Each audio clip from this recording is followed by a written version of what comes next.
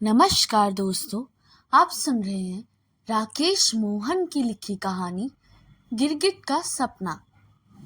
एक गिरगिट था, अच्छा मोटा ताजा, काफी हरे जंगल में रहता था। रहने के लिए एक घने पेड़ के नीचे अच्छी सी जगह बना ली थी उसने। खाने पीने की कोई तकलीफ नहीं थी। आसपास जीव जंतु बहुत मिल जाते थे, फिर भी वह उदास रहता था। उसका ख्याल था कि उसे कुछ और होना चाहिए था, और हर जीव का अपना एक रंग था, पर उसका अपना कोई एक रंग नहीं था। थोड़ी देर पहले नीले थे, अब हरे हो गए। हरे से बैंगनी, बैंगनी से कत्थई, कत्थई से स्याह। यह भी कोई जिंदगी थी? यह ठीक था कि इससे बचाव बहुत होता था। हर देखने वाले को धोखा दिया जा सकता था। खतरे के वक्त जान बचाई जा सकती थी। शिकार की सुविधा भी इसी से थी। पर यह भी क्या कि अपनी कोई एक पहचान ही नहीं। सुबह उठे तो कच्चे भट्टे की तरह पीले, और रात को सोए तो भुने शकरकंद की तरह काले। हर 2 घंटे में खुद अपने लिए ही अजनबी। उसे अपने सिवा हर एक से ईर्ष्या होती थी। पास के बिल में एक सांप रहता था, ऐसा बढ़िया लहरिया था। उसकी खाल पर कि देखकर मजा आ जाता था। आसपास के सब चूहे चमगादड़ उससे खौफ खाते थे। वह खुद भी उसे देखकर दुम दबाकर भाग जाता था, या मिट्टी के रंग में मिट्टी होकर पड़ा रहता था। उसका ज्यादातर मन यही रहा करता था कि वह गिरगिट ना होकर सांप होता तो कितना अच्छा होता। जब मन आया पेट के बल रेंग लिए, जब मन आया कुंडली मारी और फन उठाकर सीधे हो गए। एक रात जब वह सोया तो उसे ठीक से नींद नहीं आई। 2-4 कीड़े ज्यादा निगल लेने से बदहजमी हो गई थी। नींद लाने के लिए वह कई तरह से सीधा उल्टा हुआ, पर नींद नहीं आई। आंखों को धोखा देने के लिए उससे रंग भी कई बदल लिए, पर कोई फायदा नहीं हुआ। हल्की सी ऊख आती, पर फिर भी वही बेचैनी। आखिर वह पास की झाड़ी में जाकर नींद लाने के लिए एक पत्ती निकल आया। उस पत्ती की सिफारिश उसके एक गिरगिट दोस्त ने की थी। पत्ती खाने की देर थी कि उसका सिर भारी होने लगा। लगने लगा कि उसका शरीर जमीन के अंदर धंसता जा रहा है। थोड़ी ही देर में उसे महसूस हुआ जैसे किसी ने उसे जिंदा जमीन पर गाड़ दिया हो। वह बहुत घबराया।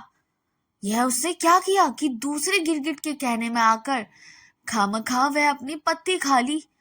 वह अगर वह जिंदगी भर जमीन के नीचे ही अंदर दफन रहा तो वह अपने को झटक कर बाहर निकलने के लिए जोर लगाने लगा। पहले तो उसे कामयाबी हासिल नहीं हुई, पर फिर लगा कि उसे ऊपर जमीन पोली हो गई है और वह बाहर निकल आया है। ज्यों ही उसका सिर बाहर निकला और बाहर की हवा अंदर गई, उसने एक और ही अजूबा देखा। उसका सिर गिरगिट के सिर जैसा ना होकर सांप के सिर जैसा हो गया था। वह पूरा जमीन से बाहर आ गया, पर सांप की तरह बल खाकर चलता हुआ।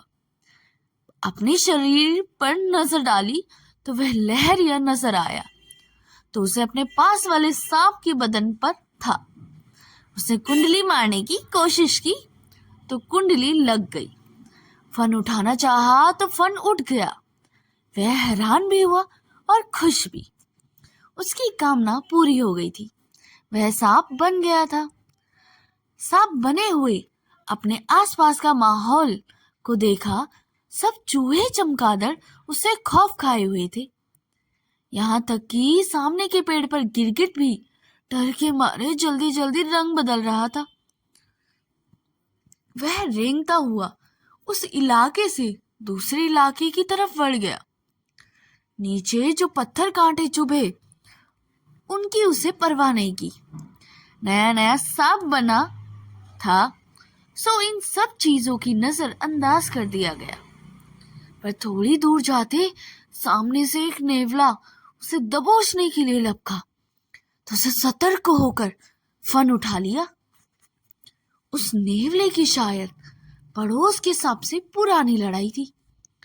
सांप बने गिरगिट का मन हुआ कि वह जल्दी से रंग बदल ले, पर अब रंग कैसे बदल सकता था।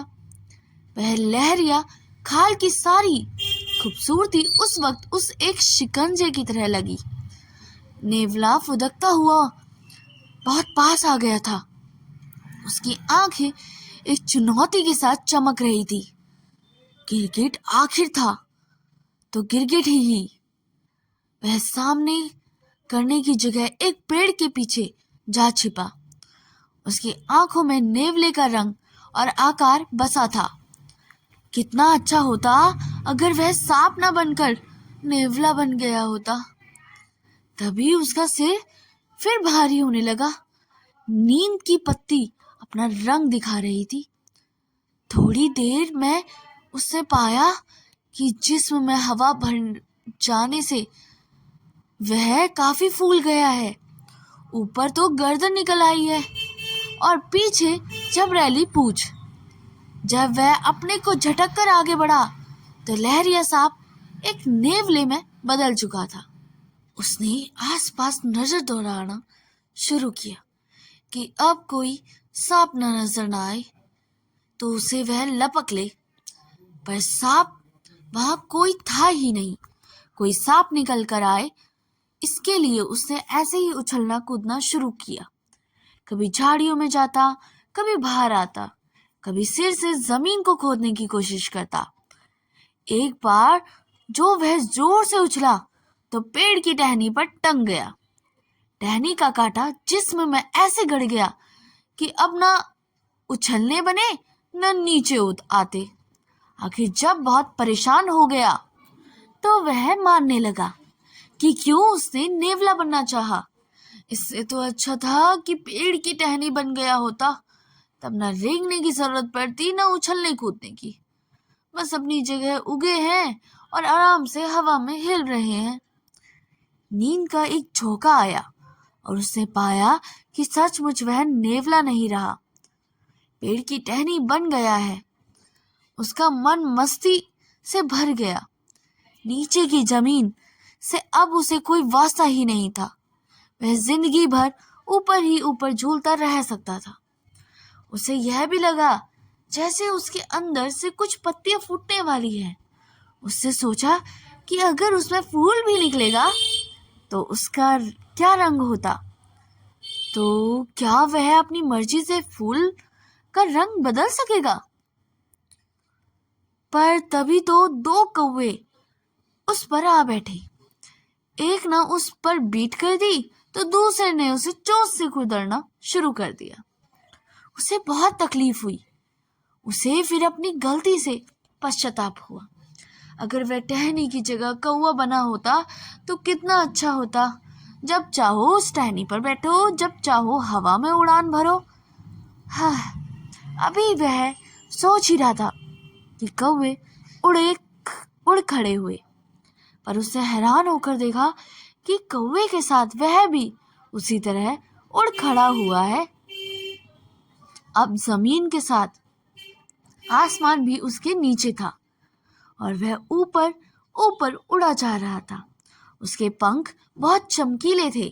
जब चाहो उसे झपकाने लगो, जब चाहे सीधे कर लो। उसे आसमान का कोई चक्कर लगाए और खूब काए काए काए की। पर तभी नजर पड़ी नीचे खड़े कुछ लड़कों पर जो गुलेल हाथ में लिए थे। उसे निशाना बना रहे थे, पर उड़ता हुआ एक कौवा निशाना बनकर नीचे गिर चुका था। उससे डरकर आंखें मूंद ली। मन ही मन सोचता कि कितना अच्छा होता अगर वह कौवा ना बनकर गिरगिट ही बना रहता। पर जब काफी देर बाद भी उसे गुलेल का पत्थर उसे नहीं लगा तो उसने आंखें खोल ली। वह अपनी उसी जगह पर था जहां सोया हुआ था। पंख वंख अब गायब हो चुके थे। अब वह वही गिरगिट का गिरगिट था।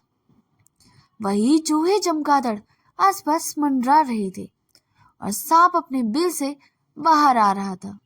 उसे जल्दी से रंग बदला और दौड़कर उस गिरगिट की तलाश में हो लिया जिसने उसे नीम की पत्ती खाने की सलाह दी थी। मन में शुक्र भी मनाया कि अच्छा है वह गिरगिट की जगह और कुछ नहीं हुआ, वरना कैसे उस गलत सलाह देने वाले गिरगिट को गिरगिटी भाषा में मजा चखा पाता। कहानी सुनने के लिए बहुत बहुत धन्यवाद।